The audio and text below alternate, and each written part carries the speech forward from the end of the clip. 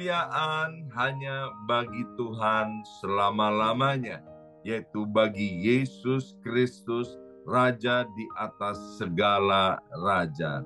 Mari kita berdoa bersama-sama. Ulangi seperti apa yang saya ucapkan. Bapa kami yang ada di dalam surga, Bapa kami yang ada di dalam surga, dikuduskanlah namamu. kuduskanlah namamu. Datanglah kerajaanmu, Datanglah kerajaan. jadilah kehendakmu Jadilah kehendak di bumi ini di bumi ini seperti di dalam surga. seperti di dalam surga. Bapa yang baik, berikanlah kami pada hari ini Berikanlah kami pada hari ini rezeki yang menjadi bagian kami secukupnya, cukup untuk memberikan pinjaman kepada banyak bangsa, sedangkan kami sendiri tidak punya pinjaman. Cukup untuk menjadi saksi Tuhan, mulai dari Yerusalem, Yudea, Samaria, sampai ke ujung-ujung bumi. Cukup untuk menjadikan semua bangsa murid Kristus dan membaptis mereka dalam nama Yesus.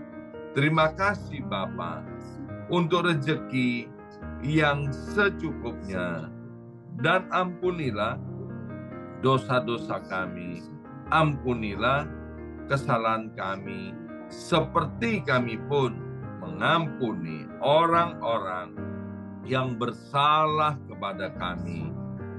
Dan janganlah masukkan kami ini ke dalam pencobaan, tetapi bebaskanlah kami dari segala yang jahat. Sebab Engkaulah yang empunya kerajaan, kuasa, dan kemuliaan sampai selama-lamanya. Dalam nama Tuhan Yesus, kami sudah berdoa. Haleluya, haleluya. Mari Bapak Ibu sekalian, sekarang kita bersama-sama secara serempak dan serentak kita akan menggemakan Mazmur 91 dengan suara yang keras, dengan suara yang lantang dari tempat kita masing-masing. Alkitab berkata, mati dan hidup dikuasai oleh lidah. Siapa suka menggemakannya akan memakan buahnya. 2, 3. Mazmur 91. Orang yang duduk dalam lindungan yang maha tinggi dan bermalam dalam naungan yang maha kuasa akan berkata kepada Tuhan, tempat perlindunganku dan kubu pertahananku, Allahku yang kupercayai. Sungguh Tuhanlah yang akan melepaskan aku dari jerat penangkap burung dan dari penyakit sampar yang busuk. Dengan kepaknya Tuhan akan menudungi aku. Di bawah sayapnya aku akan berlindung. Kesetiaan Tuhan ialah perisai dan pagar tembok. Amin, amin, amin. Terjadi di dalam nama Tuhan Yesus. Aku tak usah takut terhadap kedahsyatan malam, terhadap panah yang terbang di waktu siang, terhadap penyakit sampar yang berjalan di dalam gelap, terhadap penyakit menular yang mengamuk di waktu petang. Walau 1.000 orang rebah di sisiku dan 10.000 di sebelah kananku, tetapi itu tidak akan menimpa aku.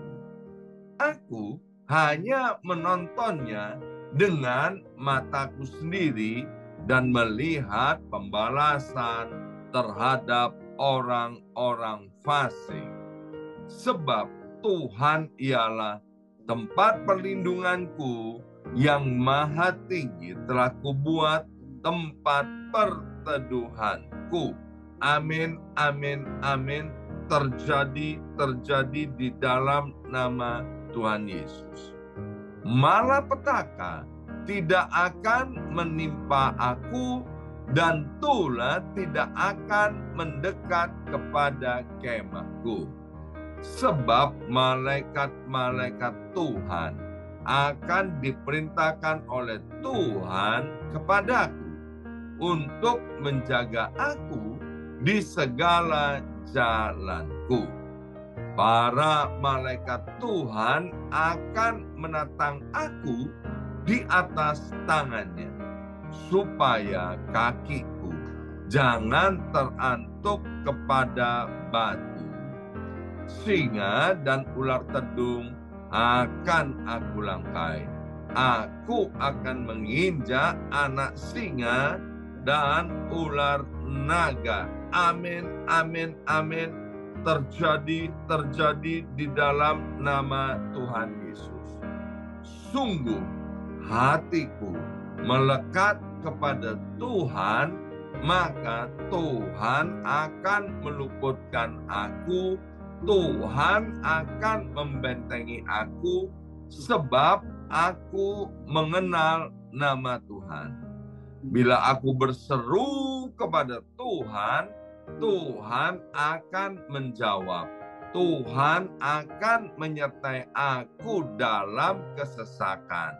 Tuhan akan meluputkan aku dan memuliakan aku. Dengan panjang umur akan Tuhan kenyangkan aku, dan akan Tuhan perlihatkan kepadaku keselamatan daripadanya. Amin, amin, amin. Terjadi di dalam nama Tuhan Yesus. Terima kasih ya Abba ya Bapa untuk waktu yang indah ini. Kami mau buka hati kami akan mendengarkan firman Tuhan, kami akan mendengarkan kesaksian. Allah Roh Kudus, Engkau berkarya, bekerja di antara kami semua. Dalam nama Yesus, yang siap mendengarkan firman Tuhan, angkat jempolnya ke depan dan katakan amin 3 kali. Amin, amin, amin. Salam revival, salam kebangkitan. Semangat pagi semuanya. Apa kabarnya Bapak Ibu sekalian? Haleluya. Senang sekali. Hari ini Rabu 29 November 2023 ya. Bisa bersama-sama kembali dengan Bapak Ibu semuanya. Dan hari ini kita akan mendengarkan kesaksian dari saudari kita Ani. Tapi Ani rupanya belum muncul nih, nggak ada videonya ya. Di mana nih Ani? Halo Ani. Baik, Ani nggak ada. Baik Bapak Ibu sekalian, mari kita buka Alkitab kita dari kitab Yohanes pasal yang pertama, ayat 12 sampai dengan ayat yang ke-13. Yohanes pasal pertama ayat 12 sampai dengan ayat 13.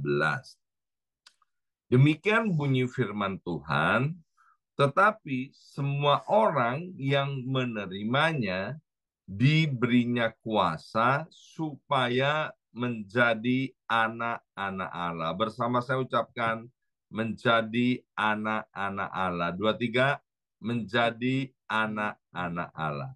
Yaitu mereka yang percaya dalam namanya. Ayat yang ke-13, orang-orang yang diperanakkan bukan dari darah atau dari daging, bukan pula secara jasmani oleh keinginan seorang laki-laki, melainkan dari Allah. Nah, Bapak Ibu sekalian, ada 2 cara agar seseorang bisa menjadi anggota suatu keluarga, ya. Yang pertama, yaitu begitu jelas melalui kelahiran, yaitu kelahiran secara alami. Maka otomatis orang yang dilahirkan itu kemudian menjadi anggota daripada keluarga yang melahirkan. Yang kedua, cara agar seseorang menjadi anggota suatu keluarga yaitu melalui adopsi. Bersama saya ucapkan adopsi. 2, 3, adopsi. Yaitu melalui proses hukum. Saya punya teman sekolah 16 bersaudara. Berapa saudara? 16 ya, 16 bersaudara. Luar biasa, banyak banget Bapak Ibu sekalian ya.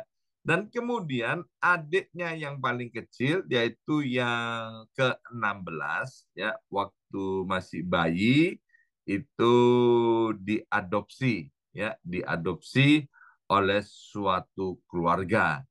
Nah, saya sendiri tahu peristiwa itu, Bapak Ibu sekalian. Jadi melalui proses hukum, melalui proses pengadilan dan lain sebagainya, maka kemudian disahkanlah bayi itu menjadi anggota daripada keluarga yang mengadopsinya.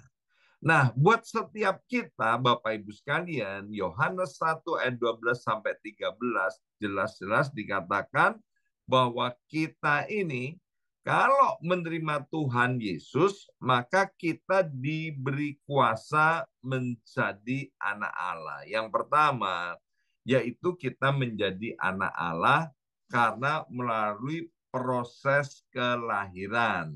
Kelahiran gimana, Pak? Jadi yang dimaksud kelahiran di sini adalah lahir baru karena percaya kepada Yesus, ya.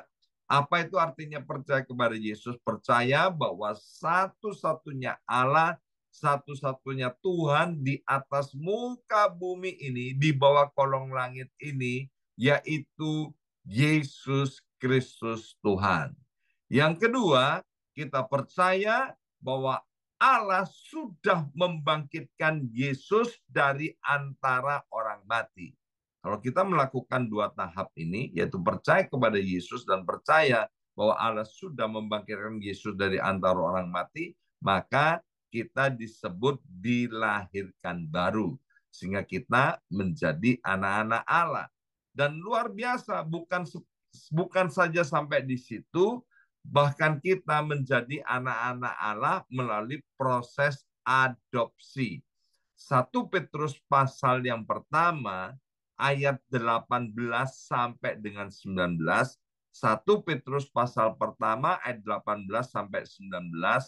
Sebab kamu tahu bahwa kamu telah ditebus dari cara hidupmu yang sia-sia yang kamu warisi dari nenek moyangmu itu, bukan dengan barang yang fana, bukan pula dengan perak atau emas, melainkan dengan darah yang mahal, yaitu darah Kristus yang sama seperti darah anak domba yang tak bernoda dan tak bercacat.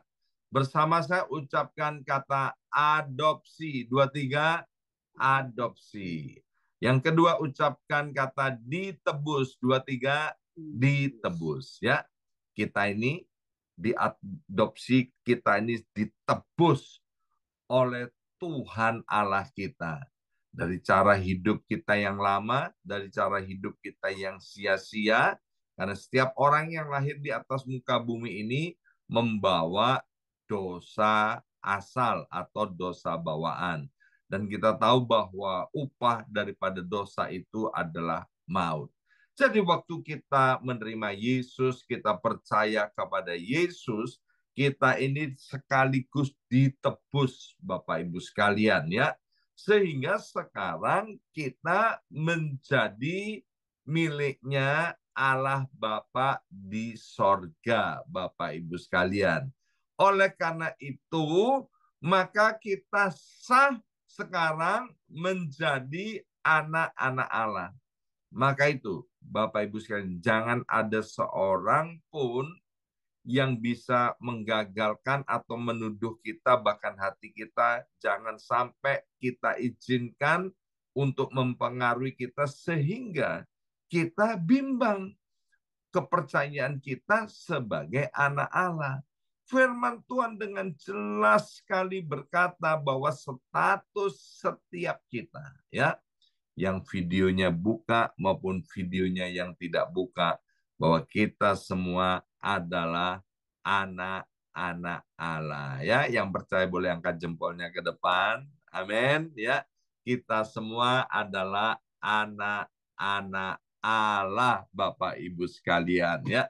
Nah, kemudian sebagai anak-anak Allah, ini bukan lip service. Ya, orang Surabaya bilang gini, abang-abang lambe, hanya untuk pemanis, ya, hanya untuk senang-senangan supaya kita senang disebut sebagai anak-anak Allah. Oh tidak, Bapak Ibu sekalian, ya. Tuhan kita itu adalah Allah, bukan manusia. Kalau manusia seringkali tipu-tipu, Bapak Ibu sekalian, ya. Lain di mulut, lain di hati katanya. Jadi kalau Tuhan berkata, Tuhan berfirman dan firman-Nya udah dicatat di Alkitab, dibaca oleh miliaran orang, Bapak Ibu sekalian, bahwa kita ini adalah anak-anak Allah. Alkitab bilang Tuhan itu tidak mungkin berdusta. Amin. Maka itu mulai hari ini kita harus mengerti status kita dan kita harus terus-menerus bersyukur bahwa kita yang nothing, kita yang nobody, sekarang menjadi something, menjadi somebody, kita yang nggak ada harganya, kita yang nggak ada artinya, kita yang adalah budak dosa, sekarang menjadi anak Allah, kita dibenarkan, kita menjadi milik Allah.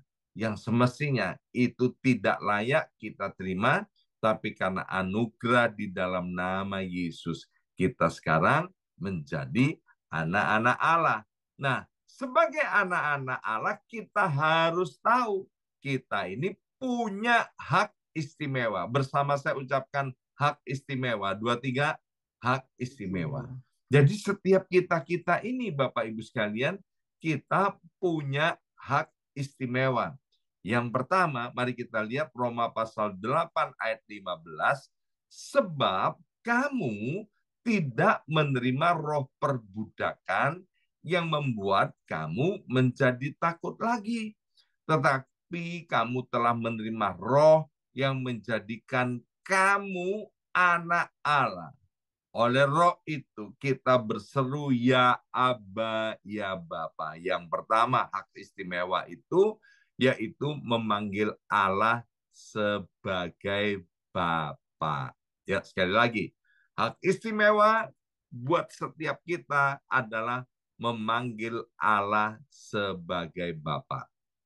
Dalam pelayanan, Bapak Ibu sekalian, ada beberapa orang yang minta kepada saya dan istri, "Pastor, saya mau memanggil pastor papi ya, memanggil Bu Yongki, memanggil mami." Saya bilang, no, no, no, no. Saya nggak mau dipanggil papi, saya nggak mau dipanggil mami, ya. Ada yang mau manggil saya papa, ada yang mau manggil Bu Yongki mama. Kami dengan tegas menolak, no, no, no, kami tidak mau.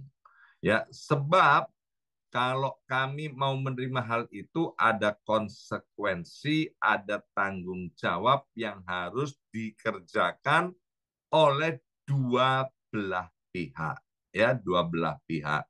Maka itu ketika jemaat kadang-kadang usil ya kepada beberapa orang berkata, "Oh, ini mamiku, ini papiku," ya, kepada orang lain, saya langsung tegur mereka, kamu nggak boleh ngomong sembarangan seperti itu.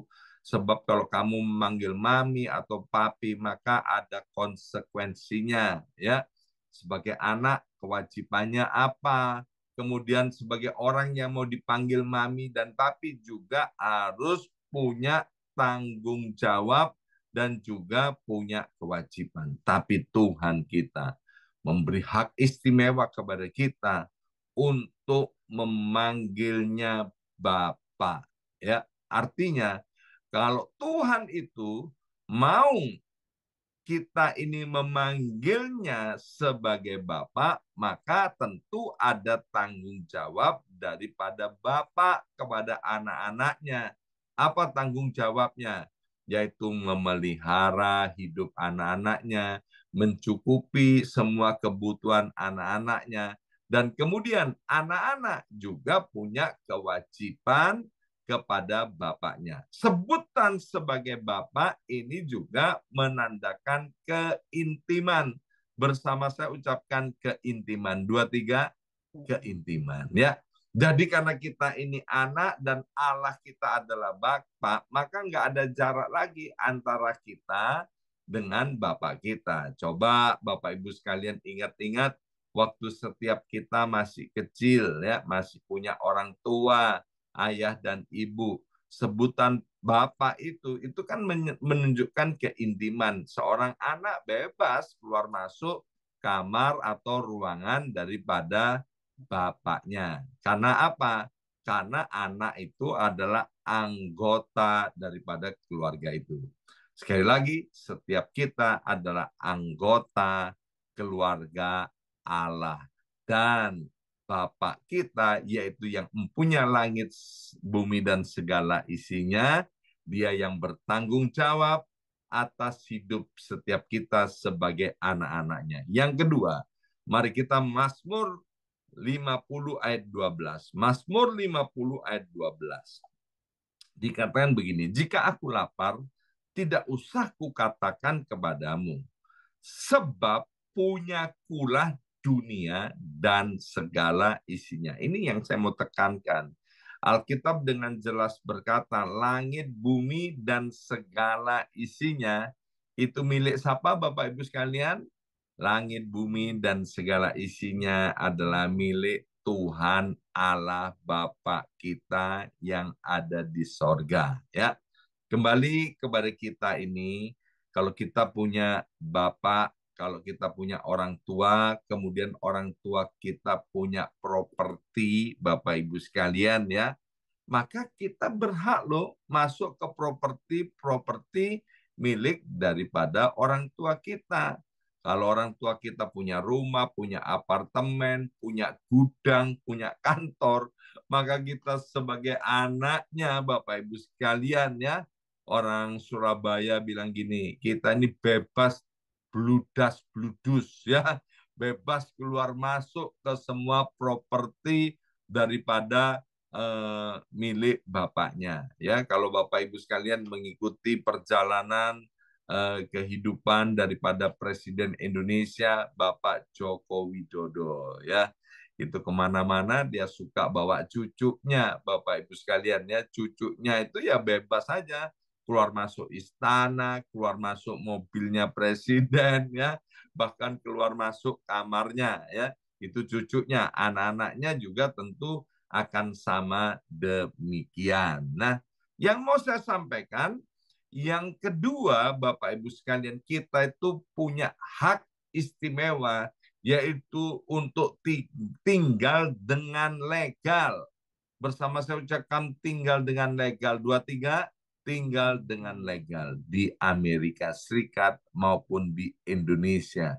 Kita ini punya hak untuk keluar masuk Amerika, Indonesia, Indonesia, Amerika dengan bebas, dengan leluasa, dengan resmi. Ya, maka itu tadi permulaan saya tanya mana nih Ani nih yang mau kesaksian ya. Kalau Ani nggak ada, saya memberikan kesaksian bahwa Ani ini beberapa hari yang lalu cerita sama saya bahwa dalam doanya ya selama beberapa tahun Ani ini rajin untuk ikut doa pagi dan lain sebagainya. Dia kepingin tinggal dengan legal di Amerika Serikat ya. Beberapa hari yang lalu ya permohonannya untuk mendapatkan permanen residen itu dikabulkan oleh pemerintahan Amerika Serikat. Maka itu saya mengucapkan pada kesempatan ini selamat kepada saudari kita Ani yang sudah permohonannya untuk mendapatkan permanen residen dikabulkan ya. Dan saya terus berdoa, kita akan terus berdoa sehingga beberapa bulan ke depan nanti anak-anaknya Ani yang ada di Indonesia juga bisa dibawa ke Amerika Serikat. Ya, inilah Bapak Ibu sekalian, hari ini kalau ada di antara kita yang sedang bergumul tentang surat-surat imigrasi, saya lihat dulu ya daftar hadir, ada nggak yang sedang bergumul nih? Ya, iya, ada beberapa orang yang sedang bergumul tentang surat-surat imigrasi ya. Percayalah akan Mazmur 50 ayat yang ke-12 ini. Percayalah kepada apa yang sudah kita baca dari Yohanes pasal pertama ayat 12 sampai dengan ayat yang ke-13. Kalau kita sedang menantikan permohonan kita untuk mendapatkan permanen residen, please jangan goyah kepercayaan dan imanmu. Cepat atau lambat, kita sebagai anak-anak Allah akan mendapatkan surat-surat yang kita butuhkan ini, sehingga kita bisa keluar masuk Amerika Serikat dengan legal dan dengan leluasa. Kita bisa tinggal dengan resmi di Amerika Serikat ini. Karena apa? Karena kita ini adalah anak-anak Allah. Kita ini adalah kesayangan Allah. Kita ini adalah milik kepunyaan Allah. Ya, jadi jangan ada seorang pun di antara kita yang hari ini, mungkin ada keluarga kita yang sedang mengajukan untuk mendapatkan visa buat datang ke Amerika Serikat, maupun kita kepingin mendapatkan surat permanen residen itu, cepat atau lambat, percayalah, maka Bapak Ibu pasti akan mendapatkannya apa yang diinginkannya. Kemudian yang ketiga atau yang terakhir, mari kita lihat Maliaki pasal 3 ayat yang ke-17. Maliaki pasal 3 ayat yang ke-17 dikatakan, mereka akan menjadi milik kesayanganku sendiri. Firman Tuhan semesta alam. Pada hari yang kusiapkan, aku akan mengasihi mereka sama seperti seorang menyayangi anaknya yang melayani dia. Nah, yang ketiga itu begini Bapak Ibu sekalian, kita sebagai anak, maka itu kita punya hak istimewa untuk bisa melayani Bapak itu dengan leluasa.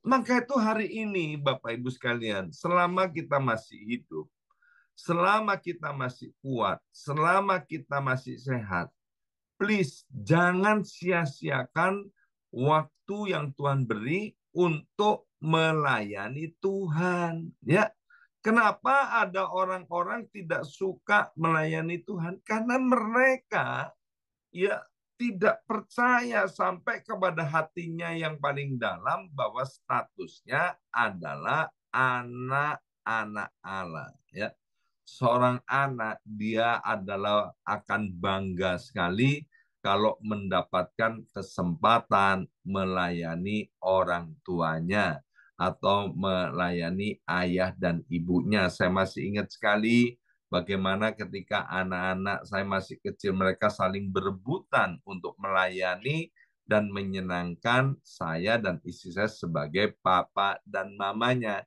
Demikian juga kalau kita menyadari Bapak Ibu sekalian bahwa kita adalah anak-anak Allah, maka kita akan suka sekali untuk melayani Bapa di sorga. Apalagi Bapa di sorga itu adalah Raja di atas segala raja. Jadi adalah hak yang istimewa. Kalau kita diberi kesempatan dengan leluasa untuk melayani raja di atas segala raja. Tidak semua orang, Bapak Ibu sekalian, boleh melayani Presiden Amerika Serikat, Mr. Joe Biden. Tidak semua orang boleh diizinkan melayani Presiden Republik Indonesia, Bapak Joko Widodo. Hanya anak-anaknya dan orang-orang pilihannya saja yang boleh melayani orang-orang terhormat ini. Dan hari ini, kita ini sudah punya hak istimewa sebagai anak-anak Allah, maka kita, Bapak Ibu sekalian, diizinkan untuk melayani. Maka itu pergunakan, ayo kesempatan yang Tuhan berikan ini kepada kita. Ya, Hari ini kita sudah belajar 3 hal, yaitu hak istimewa sebagai anak-anak Allah. Yang pertama, kita memiliki hak untuk memanggil Allah kita, yaitu Bapa. Yang kedua, kita memiliki hak istimewa untuk tinggal di seluruh bagian bumi ini, Amerika Serikat, Indonesia, Australia, dan lain sebagainya. Yang ketiga, kita mendapatkan hak istimewa untuk melayani Bapak kita, Raja di atas segala raja itu dengan bebas dan leluasa. Amin. Mari kita berdoa. Materaikan setiap benih kebenaran firman Tuhan ini, ya Aba, ya Bapa. Untuk biarlah Allah Roh Kudus mengingatkan kami, menolong kami, agar iman kami tidak goyah. Kami percaya bahwa kami semua adalah anak-anak Allah. Dan kami percaya kami memiliki hak istimewa sebagai anak-anak Allah. Sebagai anak-anak Allah, ini bukan sebuah sebutan untuk mengenakkan telinga. Tapi sebagai anak-anak Allah, Engkau Allah Bapa yang bertanggung jawab, yang memelihara kehidupan setiap kami. Terima kasih Bapa. Dalam nama Yesus kami sudah berdoa. Haleluya. Amin, amin, amin.